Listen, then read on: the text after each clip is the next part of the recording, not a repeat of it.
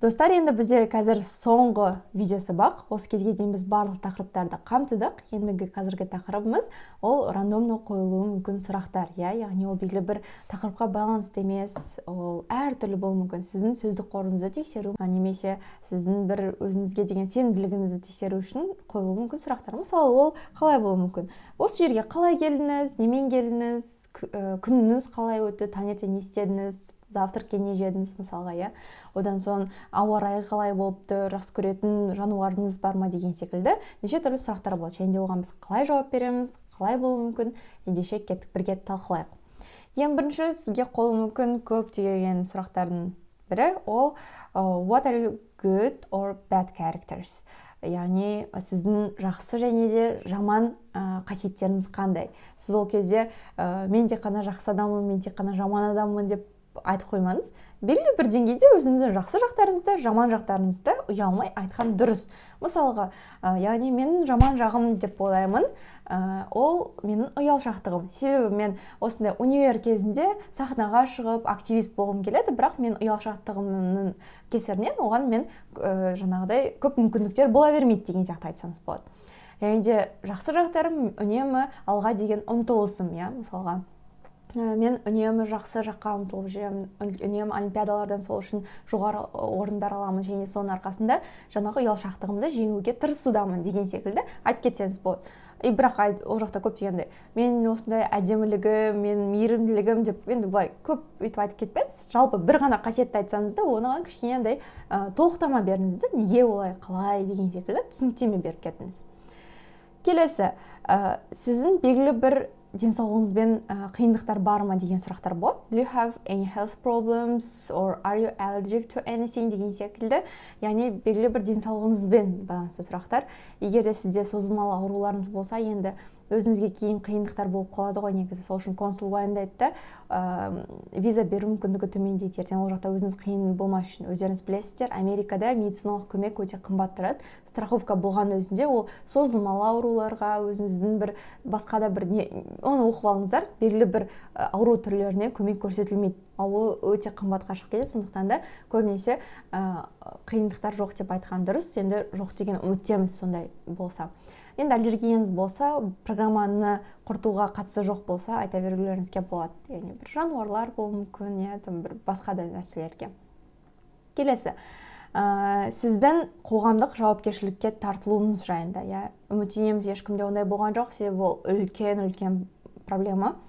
Жалпы ондай сұрақтар болады. Осы кезге дейін қоғамдық жауапкершілікке тартылдым ба, немесе белгілі бір адамдардан абьюзивті отношение болды ма, осындайдың құрбаны болдым ба деген сияқты сұрақтар болады. Оған да көбінесе жоқ деп жауап беру қажет. Енді жоқ деп те үміттенеміз. Яғни no, I have never been charged деген секілді қысқа да нұсқа жауап беру керек. Сіз айтып тұрмайсыз ғой, жоқ, мен деген өте сондай правильный адаммын, сол үшін мен ондайға не істемеймін, менің әкем осындай, поэтому деген керек емес та. Өйтіп фантазия деген сайын ол жерге қоспай қойыңыздар. Просто коротко, ясно, жоқ, мен осындайға тартылмағанмын, жоқ, мен ешкім осылай қинаған жоқ деген секілді қойғаныңыз дұрыс. Келесі, сізде бүгінгі ауа райы қалай болып тұр, немесе сіздің сүйікті ауа райыңыз қалай? Мысалы сұрақ, what kind of weather do you like, or кез келген сондай сұрақтар. Сіз айтуыңыз мүмкін, today is a beautiful and sunny weather. Кез келген. Мысалға, today is beautiful and sunny weather which lifts my mood. Менің мысалы осындай немді, настроениемді көтеретіндей бір күшті не болып тұр. Енді ол кезде жаңбыр жауып тұрса, қар жауып тұрса, енді оны айта алмайсыз. Заранее жаттап алғанды, сондықтан да сол уақытқа қарай, сол күнге қарай кішкене сол нәрсені ойланып алыңыз. Және де өзіңіз қандай жыл мезгілін, қандай ауа райын жақсы көресіз, оны да заранее ойланып алыңыз. Одан кейін уақыт, қазір қандай уақыт, вообще қанша болды сағат деп те сұрауы мүмкін, соған да дайын болыңыз. Және де үйінде үй жануарын асырағанды жақсы көресің бе, қандай үй жануарлары вообще ұнайды саған, жануарларды жақсы көресің бе деген сияқты. Жақсы көрмесеңіз, жақсы көрмеймін деп айтыңыз, жақсы көрсем, жақсы көремін, немесе мен ұстамаймын, бірақ жақсы көремін, себебі мен аллергиям бар, или үйдегілер ондай рұқсат бермейді деген секілді спокойно барлығын айта беріңіздер. Келесі, сізде жүргізуші куәлігі бар ма, көлік жүргізе аласыз ба деген сұрақ болады. Және де оған can you drive the car деген сияқты сұрақтар болса, сіз айтасыз, менде жүргізуші туралы куәлік бар, және де мен 2 жыл бойы көлік айдау үстіндемін, немесе мен әлі алған жоқпын, бірақ алғым келеді. Жоқ, мен қызықпаймын деп те айтсаңыз болады. Келесі, сіз теледидар қарайсыз ба, қандай сериалдар жақсы көресіз, қандай фильмдер, қандай актер жақсы көресіз деген сияқты сұрақтар болады. Оған да міндетті түрде заранее дайындап қойыңыз, қандай сериал, қандай фильм, қандай актер да бір-бірден болса да, соны сіз сипаттап жазып бересіз.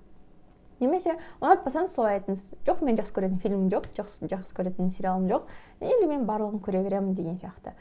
Келесі, ол музыкамен де байланысты мүмкін. Сіздің әншіңіз қандай жанрда музыка тыңдайсыз деген секілді, сол үшін оның барлығы да бір маңызды болып табылады. Оның бәрін сол жақта тұрған кезде одан қалмас үшін білейін, қайсысын айтсам болады, көп қой, анау бар, мынау бар. Тура сондай кезде ол өзінің ойына түспей қалады ғой негізі. Сол үшін оның бәрін заранее дайындап алыңыздар. Жалпы сұрақтар осындай, біз сіздерге маңыздыларына тоқталуға тырыстық, бірақ осы жазған методичкамызда тағы да көп бізде мысалдар бар, оның барлығын қараңыздар, дайындалыңыздар, көңіл бөліңіздер, және де өздеріңіздің ответтеріңізді дайындап алыңыздар, оларға толықтырулар енгізіңіздер, потому что біз сізге главный түсінікті болсын деп кейбіреулерін аз жазған болатын, сондықтан да максимально өзіңіз іздеңіз, фантазияңызды қосыңыз. Біз сіздерге көмектесуге әрдайым дайынбыз. Сіздермен бірге болған Казмет, Америкаға бару барлығымызға бұйырсын. Бізбен болғандарыңызға рахмет.